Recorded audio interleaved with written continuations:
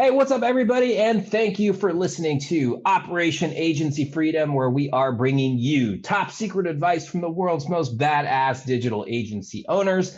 These amazing men and women are sharing their stories of how they have built 6, 7, and 8-figure digital agencies and how you can too. My name, of course, is Chris Martinez, CEO of Dude, and we help digital agencies by giving them the people, processes, and education so that they can take on more clients and scale profitably. And if you're looking for a new book to read, I highly recommend that you pick up my new book called Never Wear Pants Again. I'll even give you a free PDF copy. Just go to neverwearpantsagain.com. And again, you can get a copy of my book and you can learn how to build an amazing remote team for your digital agency.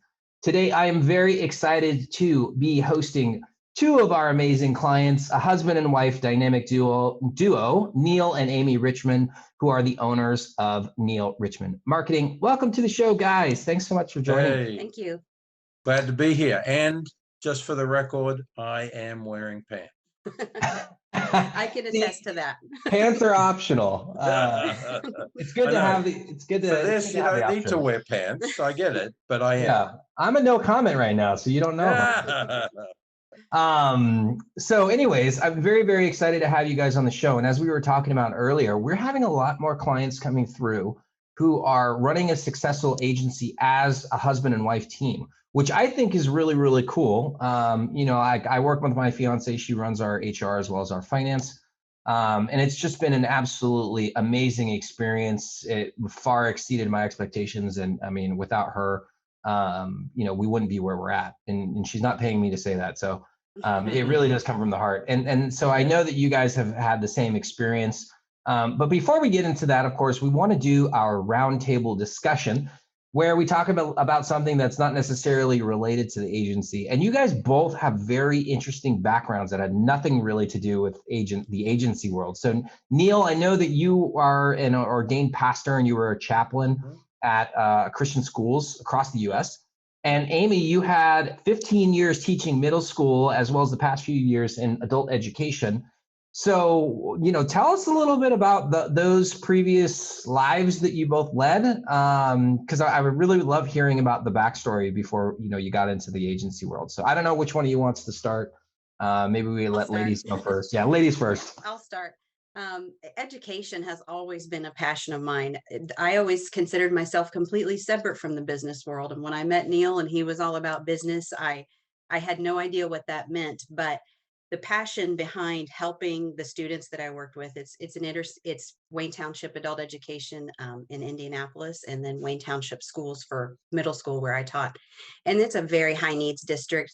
And I just have a passion for helping those kids. And for all those years, I've continued those relationships. And now that I work with adult ed, it's kind of the same families. And so it's just something that I always say I would have done it for free because it's just in my heart. It's who I am, but I got paid to be a teacher all those years.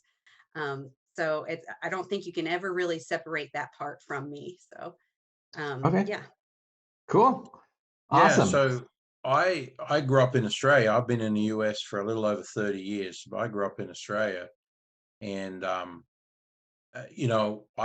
made a decision when I was 12 years old to be a pastor. And so I went through high school and college for that. They put me in like outback Australia for a year to be a pastor there.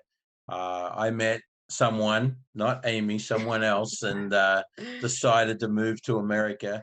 And then I was on a journey around the country, teaching at Christian schools and being the pastor and chaplain at those schools.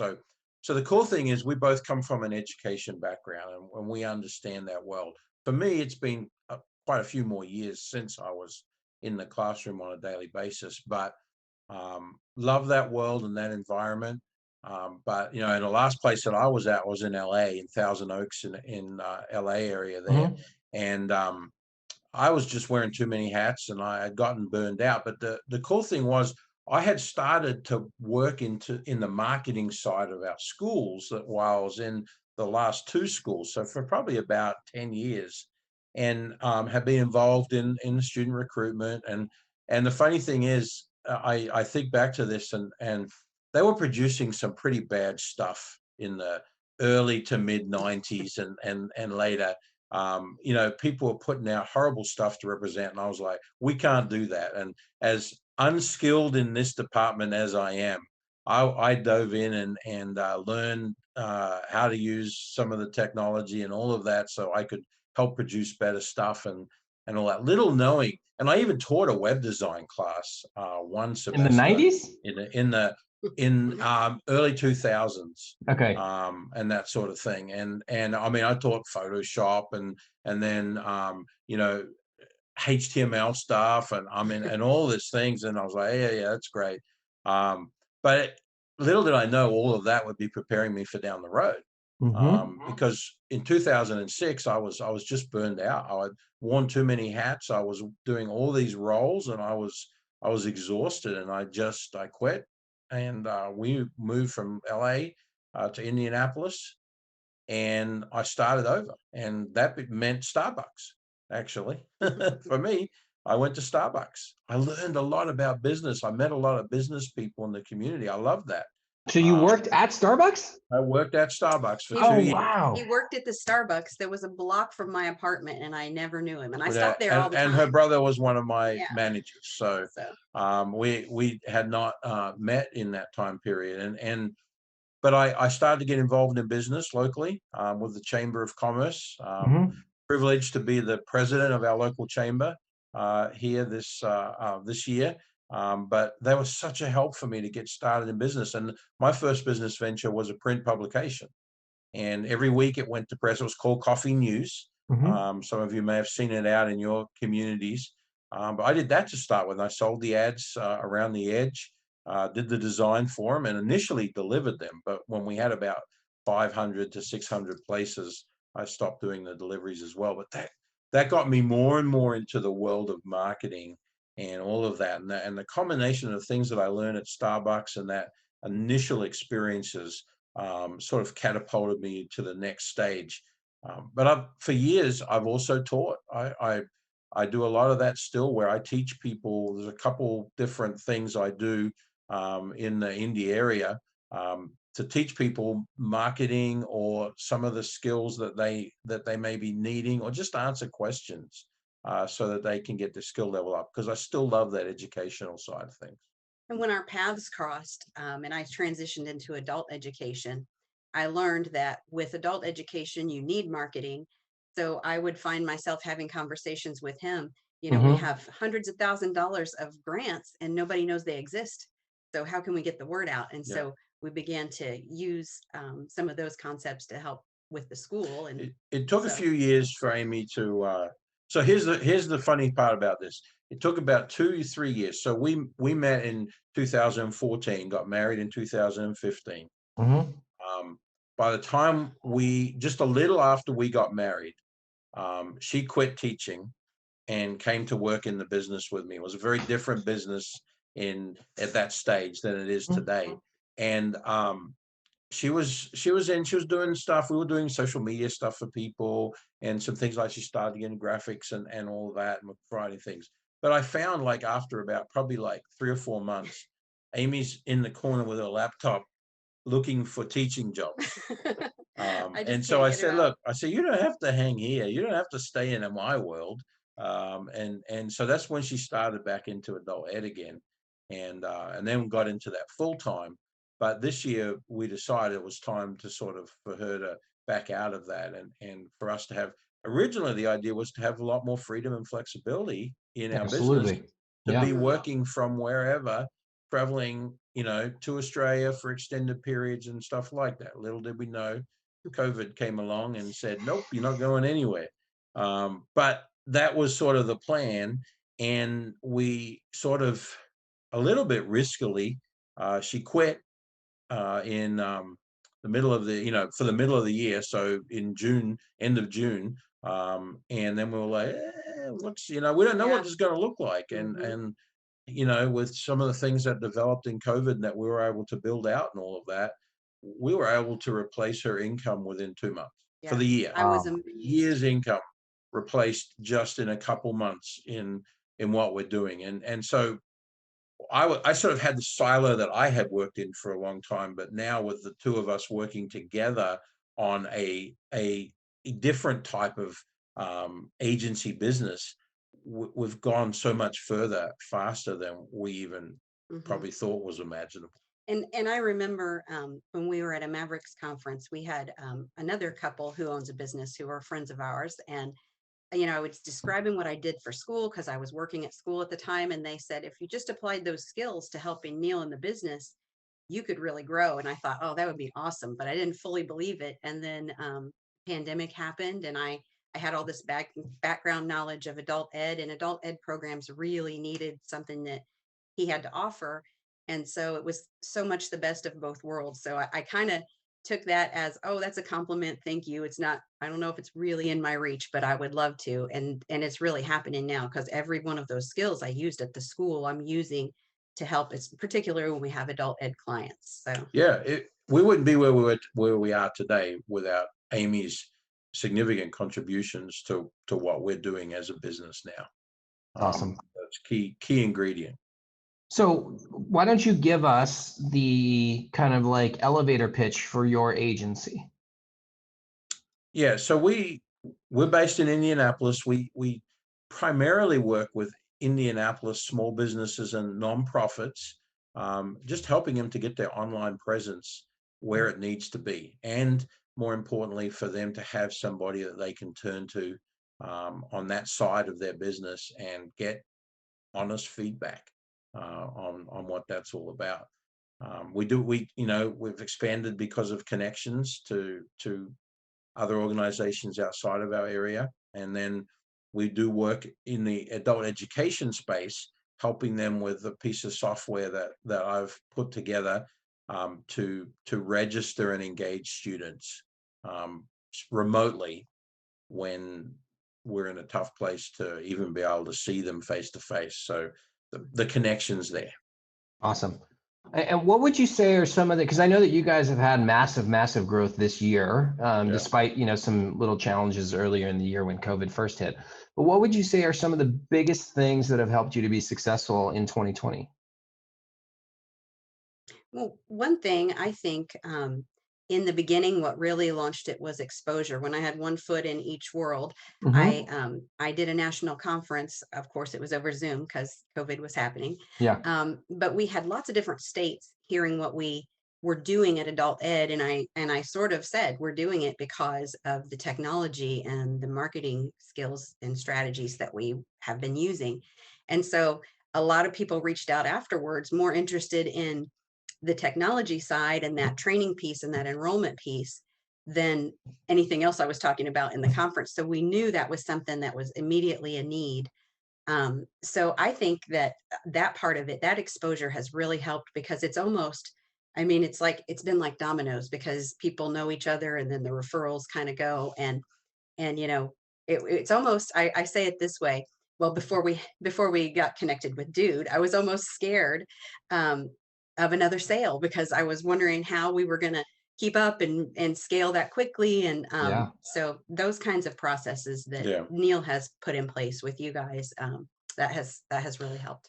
So I think for me, I got a couple of things that I would say have been vital. First of all, listening carefully to what people need Mm-hmm.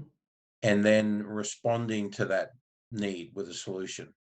That was a big one because I Can you describe, distinctly, can you describe that process a little yeah. more? So I distinctly remember the day when Amy was on, she'd be on Zoom calls because she was supervising a bunch of teachers Mm-hmm. and at that point, in the April, May time period of this last year.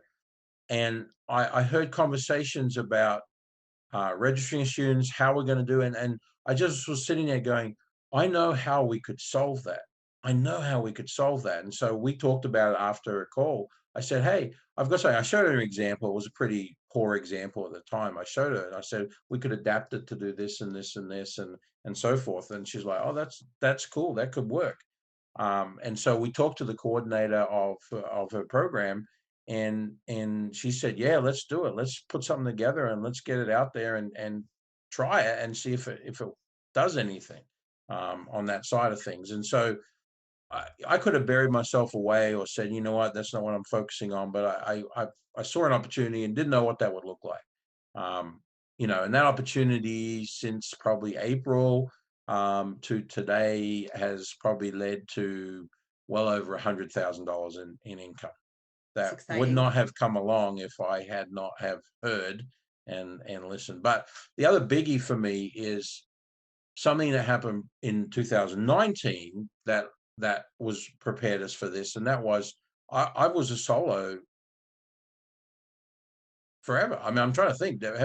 I had an intern occasionally from a high school, but I really had to teach them a lot to get them up to speed. So I was a solo entrepreneur, and I could only handle so much, Mm-hmm. and I constantly hit the ceiling. I had started to hire a team out of the Philippines, and had some team members, and that started to give me capacity, and it started to allow us, sort of on another topic, to have time to be able to get away and the business still to keep moving forward, because previously I couldn't get away because the business came to a halt. If I left, like if I was on a plane for 2 or 3 days to Australia, that would, nobody got anything at that time. Yeah. And I didn't have a backup plan. And so adding a team, I could say thanks to Troy Dean's pushing on my life here to sort of say, you got to build this out, and Simon Kelly and Simon Major, a bunch of these guys that I associate with on a regular basis in sort of in our group.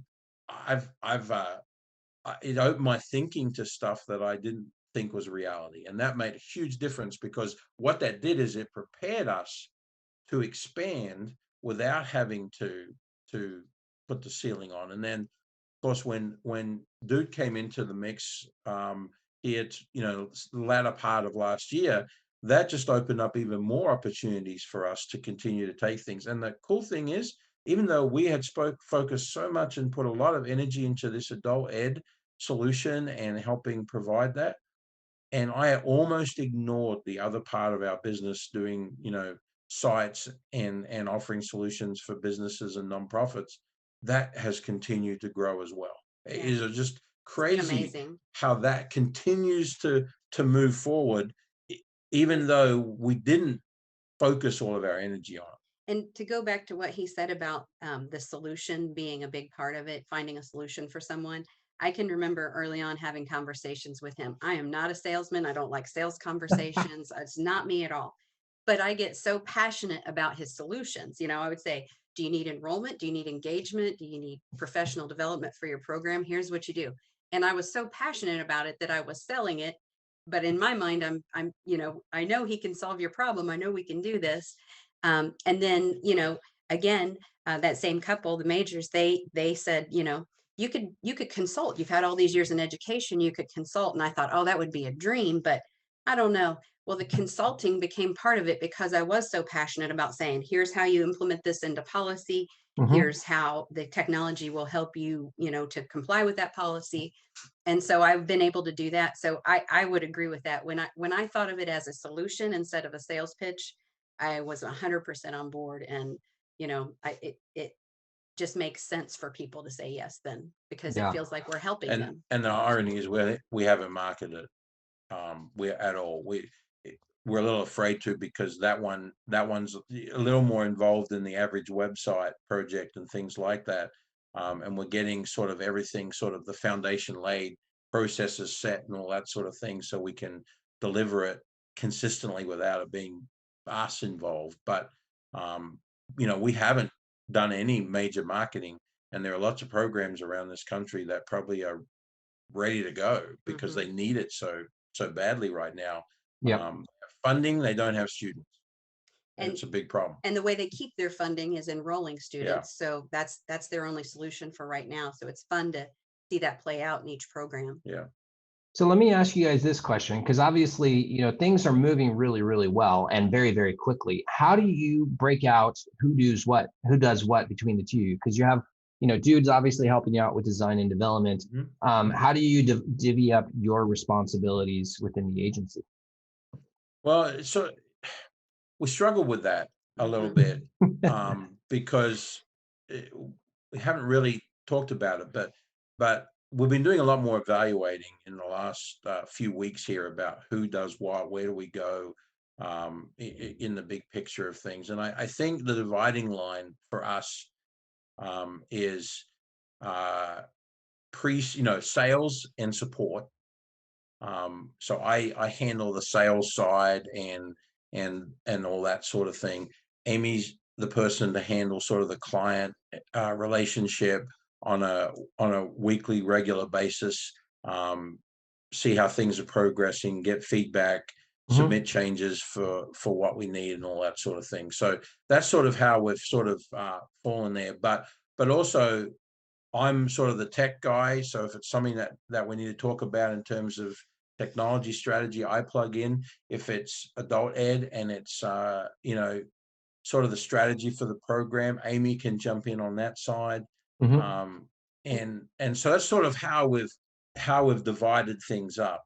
And I remember Troy Dean telling us about this early on. I said, I'm worried because I don't know the technology. He said, that's an asset because you speak the customer's language. They don't want 100%. To know the ins and outs of the technology. So I just shifted my mindset about that. But I like that division. I wish I didn't know anything. I mean, I sort of do, because the technology sucks me in every day. I sit here and work on stuff more than I should. In fact, on my board right here next to me, I've got like a 3-word phrase that is my phrase that you've actually, some of the things you've said and done that have it's in my head. Be the CEO. Yeah. That's what I have to do this year. Absolutely. I have to be the CEO, not the developer. Well, this is really, really important because people need to understand that your business, it's a journey, right? And like any journey, things are going to come up, and oftentimes you're going to change directions a little bit. You're always making little updates and changes, and hopefully, if you're doing it the right way, you're getting stronger as you go. You're picking up tools and adding those to your tool belt. Yeah. And so you guys are in this really cool position where things are moving very, very well. Been blessed in many ways. And so now, like your roles are starting to evolve, and which makes it really fun, I think, because, you get the opportunity to learn new skills.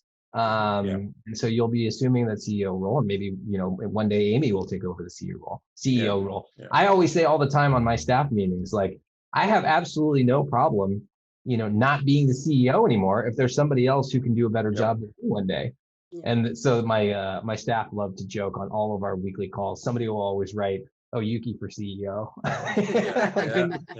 I'm like, bring it on, man. I'm all over it. I'm all for it. Whoever can do the best job, that's who I want to do it. And right now, like, I feel like I'm blessed where I'm leading the team in the right direction, and we're making great progress as well. But that's super cool, the track that you guys are on right now. Oh yeah, we're excited about what 2021 has in store.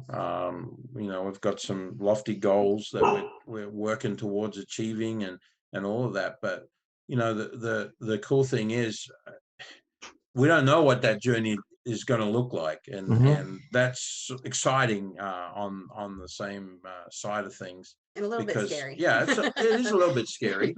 But we would not have imagined at this time a year ago we would be where we are today. Never. So what does a year look like from now? We can sort of paint a picture and sort of make plans to head in that direction, but we don't know 100% yet. All right. So final question for you guys, because we're running out of time. It's amazing how fast these podcasts go. They do. But so final question for you guys, and I want to start with you, Neil, is what would be your advice to anybody out there who's working with a spouse? Look, I think number one, clearly define who does what and play to your strength.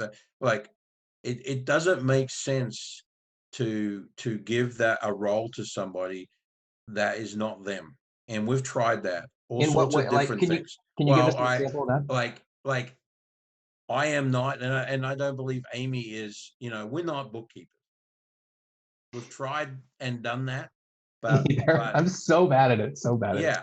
I look, I can do it, but I don't want to do it. it goes to the bottom of my list every time with that. So I've hired a bookkeeper to do that role. If that was Amy's thing, I would say to her, take it and run with it. So the biggie for me is define clearly what the roles are, but those roles have to be what you're passionate about. So for Amy, it's about sharing what she knows with clients. It's about the creative side of what we do and that sort of thing. She does a great job of teaching videos and things like that. That's her department, not my department. I'm good at thinking through processes and building stuff, with the technology that's out there, and then handing it off, because I get to a place to where I'm like, okay, I'm done with this. I don't want to see it again. Build it, process it, and hand it over. What about you, Amy? What advice do you have? I think, of course, mine's going to go the non-business route, but I think the same way that you support each other in a marriage is even more important in a business. Because even before I had a role, I feel like my supporting him and looking out for him was even more important. You need to get sleep, put that project away, email that client, and go to sleep. You need to eat. You need to get away from a screen. I've never had trouble eating. Never once have I missed a meal. So just, really being that emotional support and physical support with doing those roles. Like he said, I would mirror that, is find what you're passionate about. Now I kind of luck out because I love everything I do. And there are certain things that I don't know how to do that I don't want to learn how to do because I don't like them. But just find those roles, and I think the emotional support for a business owner is number one. The business will take care of itself if you guys take care of each other and look at the needs. So that right there is so important for every man that's listening to understand that the strength of your relationship will absolutely translate into the success or failure of your own business. So I love that. I have one little quick mini question for you, Amy. And it's, because you touched upon this earlier, is like some of that fear about not knowing how to do stuff. What is your process that you use to jump into a project, even though you might be a little bit afraid that you don't know how to do it? Well, he's really good about giving me small tasks and talking me through something I might want to practice on, that is not a client project or a small part of a client project. And then he'll give me feedback. And I would say I've really learned a lot from that, because I can look at some of the things I did for him 2 years ago and I think I could critique it. And now it looks completely different. So well, an example of that is, I don't want, or we don't, at this stage, we don't need Amy to be a web developer for us. Right. But she's working on a project right now, so she can better understand all the ingredients that are needed for us to be able to submit, everything to get a website project done. Because without going through that experience, you don't know everything that's involved.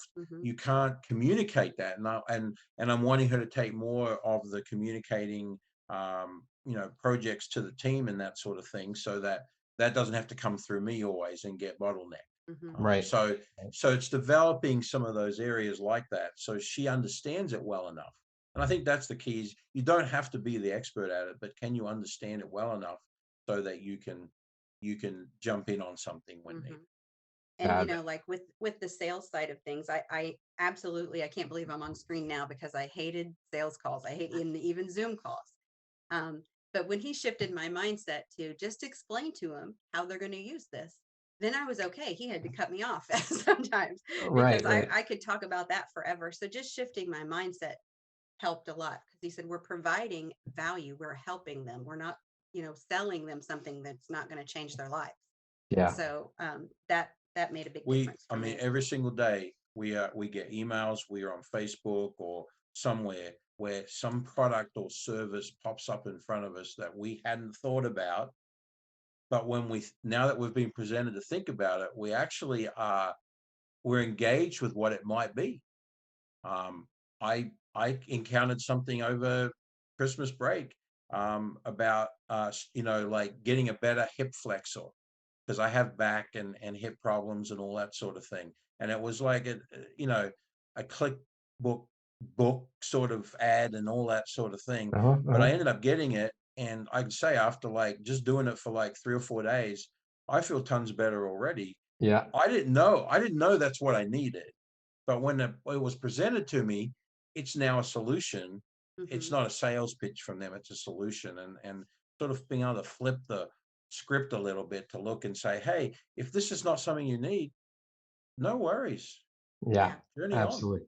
I love it, Anyway, guys. All right. all right. Well, thanks so much for being on the show today. What's the best way for people to get in contact with you? If they want to reach out to you for something, whether it Yeah, be, another agency owner, yeah, maybe somebody has a referral for you or something. no But what's the problem. best people to reach you? Best You way can go for to people? neilrichmond.com and just click on the chat button down there.